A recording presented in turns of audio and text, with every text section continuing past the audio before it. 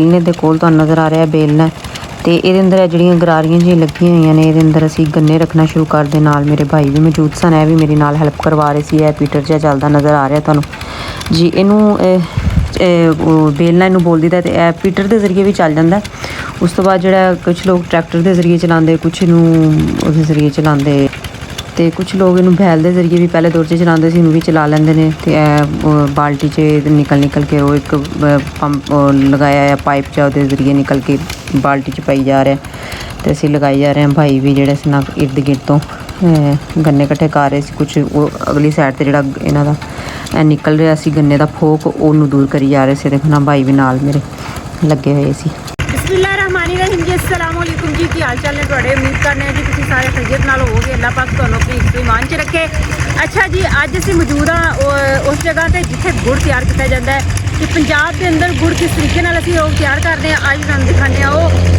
तो सब तो पहले तुहानूं मेरा कैमरा दिखा रहा है कि पिछे तुहानूं मेरा सैटअप बनया हुआ नज़र आ रहा है। यह बालन गया है जिहड़ा ना यह गन्ने जिहड़े ने उहदे अंदर जो बेलने के अंदर रखे जाते हैं, रोह कढ लिया जाता है। इन्हों जिहड़ा ना सुका के इस बालन बना लिया जाता है। ठीक है, यही उन्होंने मतलब छिलके वगैरह होंगे ने जिन्होंने अंदरों रोह निकल जाए। तो यह ज़ाया नहीं असीं करते, इन्हें नाल अग बालन के काम आ जाते हैं। ये असीं जिहड़ा ना गुड़ वगैरह तैयार करने वास्ते जो वो रोह नूं पकाना होंदा, गुड़ नूं तैयार करना होंदा, तो यह बालन काम आंदा जी।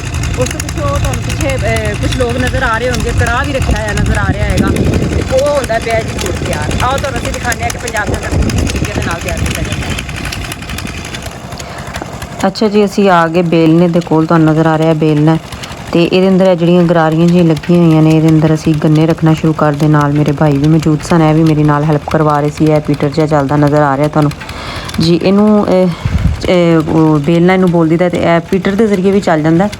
उस तो बाद जिहड़ा कुछ लोग ट्रैक्टर के जरिए चलाते, कुछ इनू उहदे जरिए चलाते ते कुछ लोग इनू बैल के जरिए भी पहले दौर च चलाते सी, इनू भी चला लेंदे ने। ते बाल्टी च निकल के वो एक पंप लगाया है पाइप च, उहदे जरिए निकल के बाल्टी च पाई जा रहा है ते असीं लगाई जा रहे हैं। भाई भी जिहड़े सी ना इर्द गिर्द तो गन्ने कट्ठे कर रहे सी। कुछ वो अगली साइड ते जिहड़ा इन्हां दा निकल रहा सी गन्ने दा फोक, ओनू दूर करी जा रहे थे। देखो ना भाई भी नाल मेरे लगे हुए सी। काफ़ी देर तक असीं जिहड़ा तुहानूं बाल्टी सामने नज़र आ रही होगी, ये अंदर निकल रहा रोह। तो कुछ लोग सोचते कि गंदे बर्तन या जिस तरह के गंदा नहीं करते, लेकिन इनू जो अग ते पकावांगे तो उस तो बाद इन्हें बिल्कुल साफ़ हो जाना है। अच्छा जी, यह जी है ना चुंबा जिहड़ा बनाया है जिहदे उत्ते असीं कड़ाह रखांगे, फिर उहदे अंदर जिहड़ा ना रोह वगैरह डालांगे तो सारा कुछ गुड़ कोल तैयार करके रखा है। यह देखो जी माशाल्लाह कितना अच्छे तरीके दे नाल गुड़ तैयार किया हुआ है माशाल्लाह। यह देखो सारा बालन कोल सी, लेकिन असीं जिहड़ा सी ना वो लगातार जिहड़ा ना तकरीबन 4 तो 5 बाल्टियां जिहड़ियां असीं रोह दियां निकालियां ना, क्योंकि एक पूर जो तैयार किया ना 4 तो 5 बाल्टियां दे पीपे लगा लो। 4 तो 5 पीपे जिहड़े ना उन्हां दे अंदर जिहड़े ना असीं डालने ने, ते फिर वो एक पूर तैयार हुंदा उहदे नाल माशाल्लाह। ते देखो है हुण भाई जिहड़े ने ना कड़ाह जिहड़ा ना उपर रखन लगे, ये जिहड़ा चुंबा बनया है उहदे उत्ते रखणगे। ठीक है, ये देखो 2 भाई मिल के जिहड़ा ना इनू हुण उपर तैयारी कर रहे ना रोह अंदर डालन दी, क्योंकि बाल्टी बिल्कुल तैयार है, मतलब रोह दी भर गई हुई, इनू इहदे अंदर डालणगे। असीं मसलसल जिहड़ा ना रोह निकालन च लगे हुए सी। ते देखो भाई वो पिछे हटा रहे हैं, जिहड़े अगे जा के गिर रहा है ना गन्नियां दे छिलके निकल रहे हैं, ते फोक निकल रहा है, तो उन्होंने दूर हटा रहे हैं उस तो। असीं गुड़ नूं भी तैयार करना कोई एडा आसान काम नहीं है। तुसीं देख रहे हो कि काफ़ी ज़्यादा जिहड़ी इहदे ते भी मेहनत करनी पैंदी है। पहले ते गन्ने की फसल जिहड़ी है भी तकरीबन पूरा 1 साल लगदा इनू तैयार करन च। किसान जिहड़े इनू तैयार करते हैं काफ़ी ज़्यादा मेहनत करते हैं। ठीक है, तो यह देखो जी बाल्टी जिहड़ी तकरीबन भर चुकी है, लिया के असीं हुण जिहड़ी है ना कड़ाह दे अंदर डाल रहे हैं। ऊपर असीं एक छाननी जी रखी हुई है ताकि जो भी मतलब गन्ने के कोई छिलके वगैरह इहदे अंदर आ गए हुए हैं, थोड़ा बहुत गंद जिहड़ा हैगा ना इस छानने के जरिए जिहड़ा ना निकल जाएगा। ठीक है, तो इहदे अंदर असीं तकरीबन एक पूर तैयार करने वास्ते हुण इहदे अंदर अंडे ले जा रहे हैं। इहदे उस तो बाद जिहड़ा ना इहदे नीचे असीं अग जला।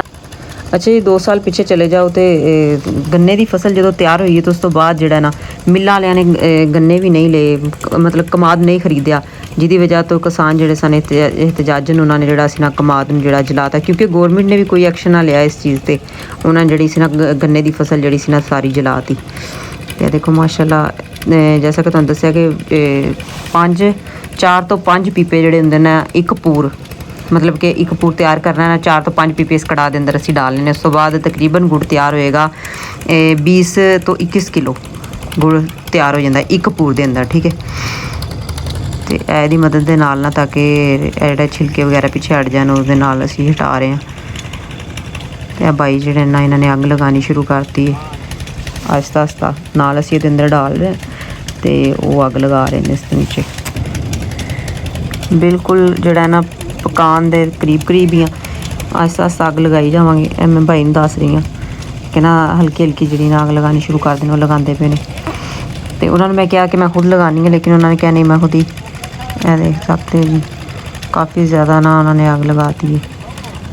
ਇਹ ਦੇਖੋ ਇਹ ਪਿੱਛੇ ਲੰਬੀ ਜੀ ਬਣੀ ਹੋਈ ਹੈ, ਉਹਦੇ ਅੰਦਰੋਂ ਧੂੰ ਨਿਕਲ ਰਿਹਾ। ਇਸ ਤਰੀਕੇ ਦੇ ਨਾਲ ਮਤਲਬ ਕਿ ਨਾ ਇਹਨੂੰ ਤਿਆਰ ਕੀਤਾ ਗਿਆ ਚੁੰਬੇ ਨੂੰ, ਕਿ ਕਾफ़ी ਦੂਰ ਜਾ ਕੇ ਨਾ ਉਹਦੀ ਇੱਕ ਲੰਬੀ ਜੀ ਨਿਕਾਲੀ ਜਿਹਦੇ 'ਤੇ ਧੂੰ ਨਿਕਲੇਗਾ, ਇਹਦੇ ਕਰੀਬ ਧੂੰ ਵੀ ਨਹੀਂ ਹੋਏਗਾ। ਉਸ ਤੋਂ ਬਾਅਦ ਜੀ ਇਹਨੇ ਪੱਕਣਾ ਸ਼ੁਰੂ ਹੋ ਜਾਣਾ। ਫਿਰ ਇਸ ਦੇ ਅੰਦਰ ਅਸੀਂ ਜੀ ਰੰਗ ਕਾਢ ਡਾਲਾਂਗੇ ਤਾਂ ਕਿ ਅੱਛੀ ਤਰ੍ਹਾਂ ਸਾਫ਼ ਹੋ ਗਈ ਦੀ ਜਿਹੜੀ ਇਹਨਾਂ ਮੈਲ ਨਿਕਲ ਜੇ ਸਾਰੀ।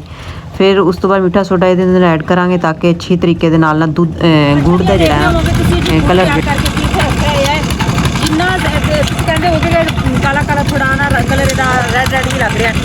ਤੇ ਇਹਦੇ ਅੰਦਰ ਜਿੰਨਾ ਤੁਸੀਂ ਜਿਹੜਾ ਨਾ ਰੰਗ ਘੱਟ ਹੁੰਦਾ, ਜਿੰਨਾ ਜ਼ਿਆਦਾ ਤੁਸੀਂ ਪਾਓਗੇ ਉਨਾ ਜ਼ਿਆਦਾ ਜਿਹੜਾ ਨਾ ਵਾਈਟ ਹੁੰਦਾ ਜਾਏਗਾ। ਤੇ ਤੁਸੀਂ ਅੱਜ ਲਾਜ਼ਮੀ ਦੱਸਣਾ ਕਿ ਤੁਹਾਨੂੰ ਮੇਰੀ ਅੱਜ ਦੀ ਵੀਡੀਓ ਕੈਸੀ ਲੱਗੀ ਹੈ।